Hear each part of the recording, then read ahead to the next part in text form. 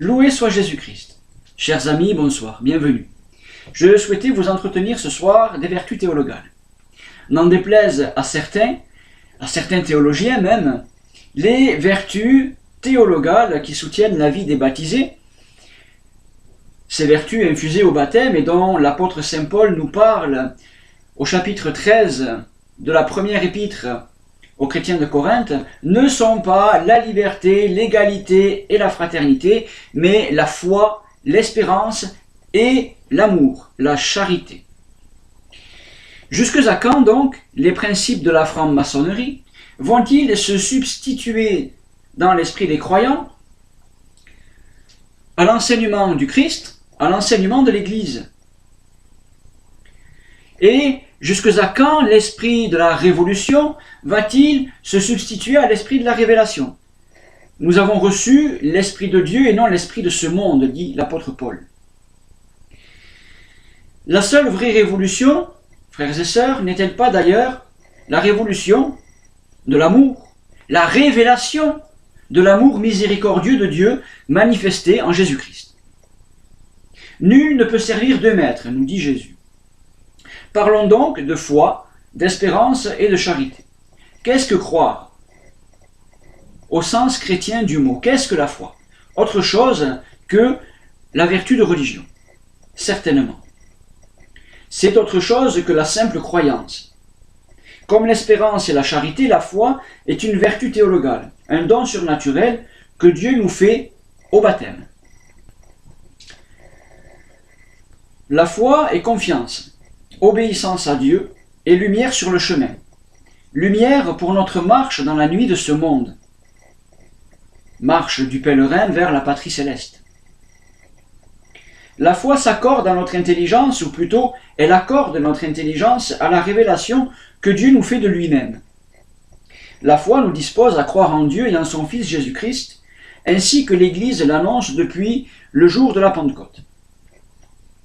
L'espérance, amour invincible du Père, l'amour invincible du Père, est pour nous source d'espérance.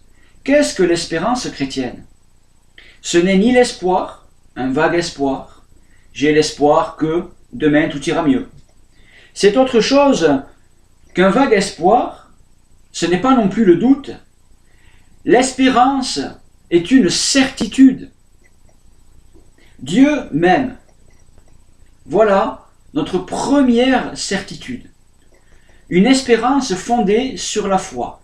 Dieu, le premier, nous a aimés. Dieu nous aime. Dieu t'aime. Dieu m'aime. Voilà le fondement de notre espérance. Nous sommes aimés de Dieu, d'un amour incommensurable, inimaginable.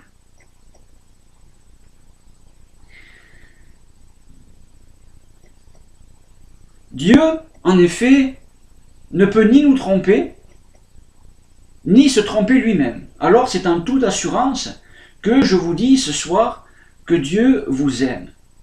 Et que sur cette espérance, vous pouvez fonder votre vie. Vous pouvez fonder le renouveau de votre vie au quotidien, en vous appuyant sur le roc de sa parole, en vous appuyant sur la certitude de son amour. Un amour qui ne vous abandonnera jamais, quelles que soient les circonstances de votre vie, quels que soient vos états intérieurs, quel que soit même votre état de péché, dans la mesure où vous vous adressez à lui dans un véritable esprit de repentir.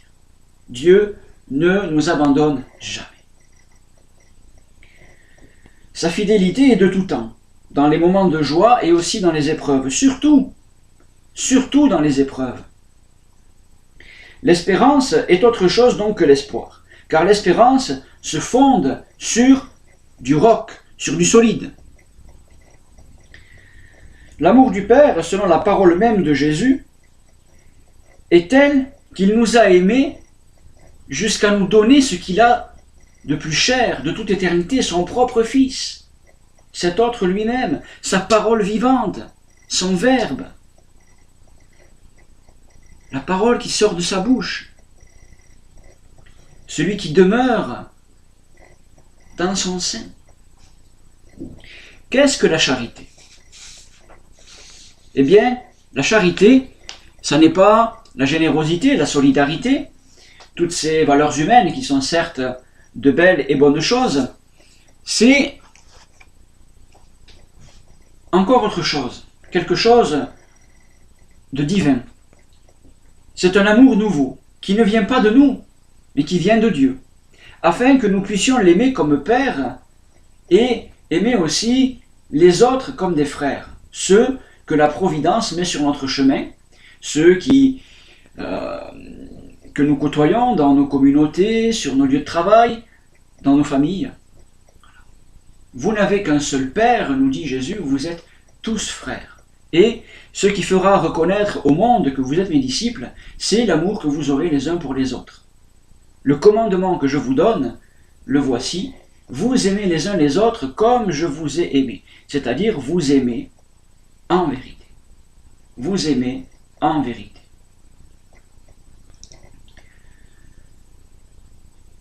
La charité, c'est cet amour que Dieu me porte le premier, de façon inconditionnelle, et qui attend de moi une réponse d'amour. D'un amour qu'il met lui-même dans mon cœur, par l'Esprit Saint, l'Esprit de Jésus, son Fils. Saint Paul le chante admirablement dans le chapitre 5 de la lettre aux Romains. L'amour de Dieu a été répandu dans nos cœurs par le Saint-Esprit qui nous a été donné. L'amour de Dieu a été répandu dans ton cœur par l'Esprit Saint qui t'a été donné au baptême, qui t'a été donné à la confirmation, qui t'est donné dans chaque Eucharistie, qui t'est donné à chaque fois que tu le demandes au Père dans ta prière, qui t'est donné autant de fois que tu le demandes, autant de fois que tu le demandes, qui jamais ne te quitte. En réalité, ce que nous demandons, ce n'est pas de recevoir à nouveau l'Esprit Saint qui nous aurait quittés entre-temps, non, mais c'est de nous reconnecter à lui, de nous remettre en sa présence, de nous remettre à son écoute afin de suivre ses conseils. L'amour de Dieu, si l'amour de Dieu, la charité déborde, surabonde en nous, notre espérance alors ne sera pas déçue, car nous n'aurons pas cru pour rien. Nous n'aurons pas cru en vain. La foi et l'espérance, l'une et l'autre passeront, mais la charité jamais ne passera. Si bien que l'apôtre Saint Jean dira ceci, « Celui qui aime est né de Dieu et connaît Dieu, car Dieu est amour. »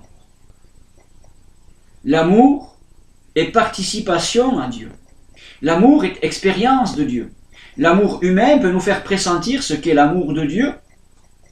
Et cette charité qui est infusée en notre âme au moment du baptême nous rend participants de la vie divine, nous rend participants de l'amour divin, nous permet d'aimer, nous, avec nos pauvres cœurs d'hommes, nos pauvres cœurs humains, comme Dieu. À notre mesure, bien sûr. Cet amour que nous recevons gratuitement de Dieu est à partager dans une charité en acte. Le royaume de Dieu, dira Saint Paul, ne consiste pas dans des discours.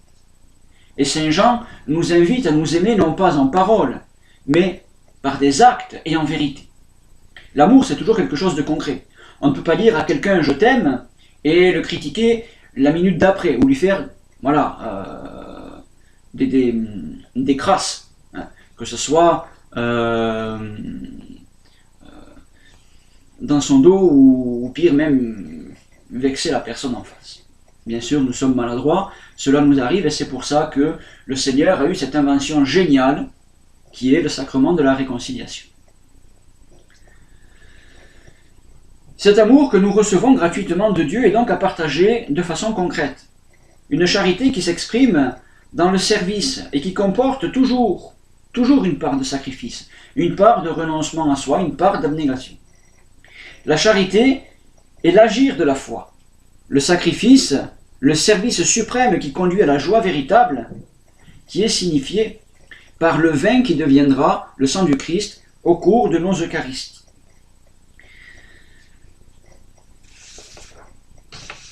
Je voudrais maintenant vous lire un texte que j'ai écrit il y a quelque temps, où j'imagine le dialogue entre un croyant et son Seigneur. Le croyant pose au Seigneur cette question. Quelle Église veux-tu, Seigneur Jésus? Quelle est l'Église que tu espères? Et le Seigneur lui répond.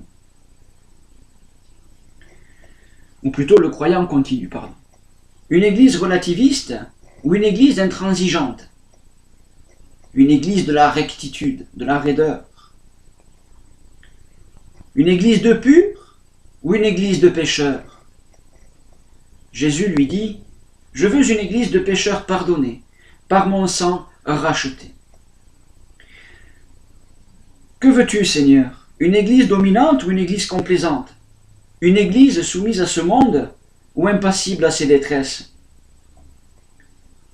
Jésus répond, je rêve d'une église de petits et de pauvres, d'une église qui triomphe par le mystère de ma passion et qui témoigne de ma résurrection. Une église de la foi, de l'espérance et de la charité. Une église des vertus théologales. Une église qui vit, dont les membres vivent pleinement des dons de l'Esprit Saint. Une église qui vit des sacrements et qui célèbre avec amour la Sainte Liturgie, qui glorifie Dieu. Une église qui permet aux âmes de s'unir à Dieu pour vivre de la vie de Dieu. La perfection de l'Évangile, sa vérité, est celle de l'amour. Il n'y en a pas d'autre. Un amour qui compatit, qui réchauffe les cœurs meurtris. Un amour qui guérit et qui sauve. Une église qui est comme une mère qui console ses enfants, qui caresse ses enfants en les portant sur ses genoux. Petite référence à la prophétie de saint Isaïe. Dans Jérusalem, vous serez consolés, dit le Seigneur, moi-même je vous consolerai. Je vous porterai sur mon cœur comme une mère porte ses enfants en les caressant sur ses genoux. Une mère qui prend soin de tous et du plus petit, du plus fragile, de celui qui a été blessé en particulier. Celui qui se trouve en détresse. Une église qui certes condamne le péché avec fermeté, car il est un danger pour le salut de ses fils, mais qui n'abandonne pas les pécheurs à leur sort. Jamais. Une église fidèle à mes commandements. Une mère qui ne laisse au bord de la route aucun de ses enfants. L'amour sans la vérité est pourri. La vérité sans amour détruit. La vérité dans l'amour libère, et l'amour dans la vérité construit, édifie. Je dis souvent que l'amour sans la vérité, c'est comme un marshmallow, comme de la guimauve. C'est quelque chose qui n'a aucune consistance. On est dans le bonisme, on n'est plus dans le Christ, on n'est plus dans l'amour de Jésus. L'amour de Jésus, c'est l'amour dans la vérité. Et à l'inverse, la vérité sans l'amour, une justice sans miséricorde, eh bien, relève plus de l'idéologie que de la vie dans l'esprit. Que cette vie qui se fonde sur les dons reçus au baptême, sur la foi, l'espérance et la charité. Dans les yeux de ma mère, dit Jésus, une étoile s'est levée pour toi. Dans les yeux de la Vierge Mère, une étoile brille sur toi. Elle t'enseigne à suivre mon chemin, celui d'une tendre miséricorde, celui de la compassion, et non celui de la condamnation. La voie de la charité, qui est la source, l'agir est le terme de la foi. Une église de feu, une église qui aime, qui vit, une église heureuse et ardente, une église fervente, qui chante et qui prie. Une église qui intercède pour le monde, une église qui s'oublie, une église qui supplie, une église qui soit telle le torrent d'eau vive, qui jaillit de mon cœur transpercé sur la croix, une église qui donne sa vie, une église qui donne la vie, pour ses amis et même pour ses ennemis, une église qui lui ressemble, qui me ressemble, une église qui sourit. Ayant vécu l'amour en plénitude, cette étoile participe à la fois de tous les charismes et de toutes les vocations dans mon église, car c'est l'amour qui insuffle à l'église le dynamisme de sa vie, Telle est l'œuvre du Saint-Esprit. Telle est l'œuvre de Dieu en Marie. Telle est l'œuvre de Dieu, mon œuvre dans l'Église. Une Église sans amour ne serait rien. Une coque vide, un corps sans vie. J'appelle aujourd'hui une Église qui s'étonne, une Église qui rayonne, une Église qui se donne, une Église qui donne vie avec amour, comme Marie. Amen.